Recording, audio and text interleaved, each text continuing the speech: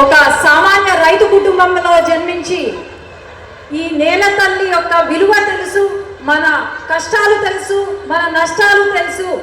మన రాయలసీమ ముద్దు బిడ్డ గౌరవనీయులు మన ముఖ్యమంత్రి వర్యులు శ్రీ చంద్రబాబు నాయుడు గారికి, అట్లాగే ఇక్కడికి వచ్చిన ప్రతి ఒక్కరికి పేరు పేరున నమస్కారాలు తెలియజేసుకుంటూ, ఒకప్పుడు రాయలసీమ 5 సంవత్సరాలు వాళ్ళు అరాచక పాలన చేశారు.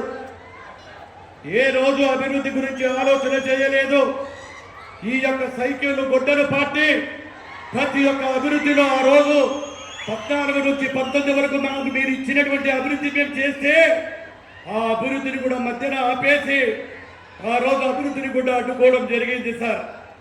ఈడ ఒక్క విషయం చెప్పదలుచుకున్నాం సార్ ప్రజలందరికీ కూడా, పాపాత్ముడికి మంచి పాలకుడికి మధ్య తేడాను మనం మరిచిపోకూడదు.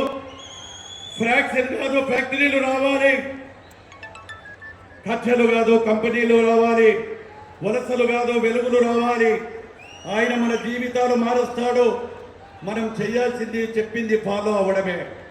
5 ఏళ్ళు సీమకు ద్రోహం చేసినటువంటి ఆ దుర్మార్గులకు ఇప్పుడు మాట్లాడుతూ ఉన్నారు, మీరు ఏమి చేశారు రాయలసీమకు? నేను అడుగుతున్న రాయలసీమకు ఈ యొక్క గొడ్డలి పార్టీ నాయకుల్ని ఈరోజు ఈ ప్రజావేదిక ద్వారా మా గౌరవ ముఖ్యమంత్రి ముందర ఎక్కడ డిబేట్ పెట్టినా రాయలసీమకు మీరేం చేశారో నేనేం చేశానో చెప్పడానికి రెడీగా ఉన్నాం.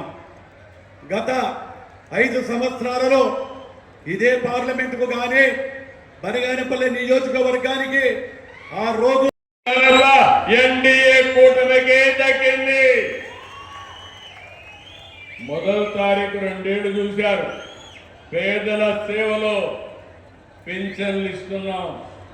4000, 6000, 10,000, 15,000 ఇచ్చే ఏకైక ప్రభుత్వం ప్రపంచంలో ఒక్క ఎన్డీఏ ప్రభుత్వం ఆంధ్రప్రదేశ్లో.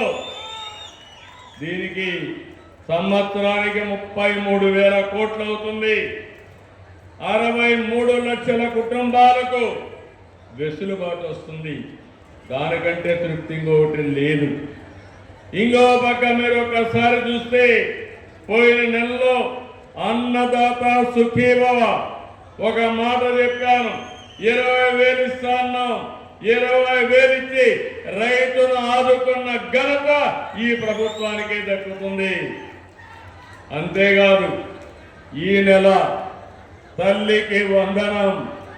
ఎంతమంది పిల్లలుంటే అంతమంది పిల్లలకి 15,000 మీ అకౌంట్లో వేస్తాం. ఇంకొక పక్కన మా ఆడబిడ్డలు స్త్రీ శక్తి. ఒకప్పుడు మీరు తిరగాలంటే చాలా ఇబ్బందులు. ఇప్పుడు ఫ్రీగా ఏ బస్సు అయినా దర్జాగా ఎక్కి ఎక్కడికి పోవాలంటే ఇష్టమైన చోటుకి పోయేట్టుగా మా ఆడబిడ్డలకు వెసులుబాటు కల్పించి అవునా కాదా అని అడుగుతున్నా. ఏమమ్మా ఇంత సేవ చేస్తా ఉంటే గట్టిగా చప్పట్లు కొట్టకపోతే మంచి చేసే వాళ్ళకు హుషారు ఎట్టేస్తుని అడుగుతున్నా మిమ్మల్ని. మంచిని గుర్తించాలి, గుర్తించడమే కాదు గుర్తుపెట్టుకోవాలి.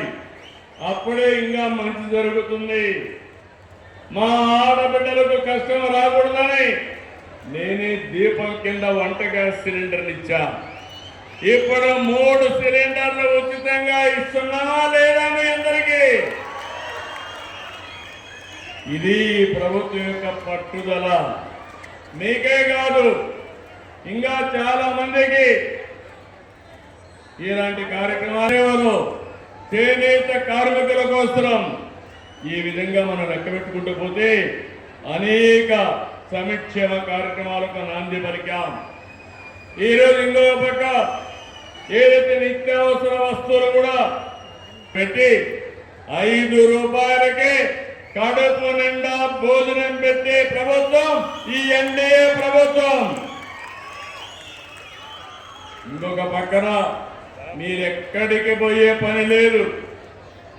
మన మిత్ర వాట్సాప్ గవర్నెన్స్ కొడితే ఏ పని కావాలన్నా ఏ సర్టిఫికేట్ కావాలన్నా ఒక్క రూపాయి డబ్బులు లేకుండా వచ్చే పరిస్థితి వస్తుంది. అవి కూడా మళ్ళీ ఒకసారి నేను ఎప్పటికప్పుడు సమాచారం కూడా తెప్పిస్తున్నా.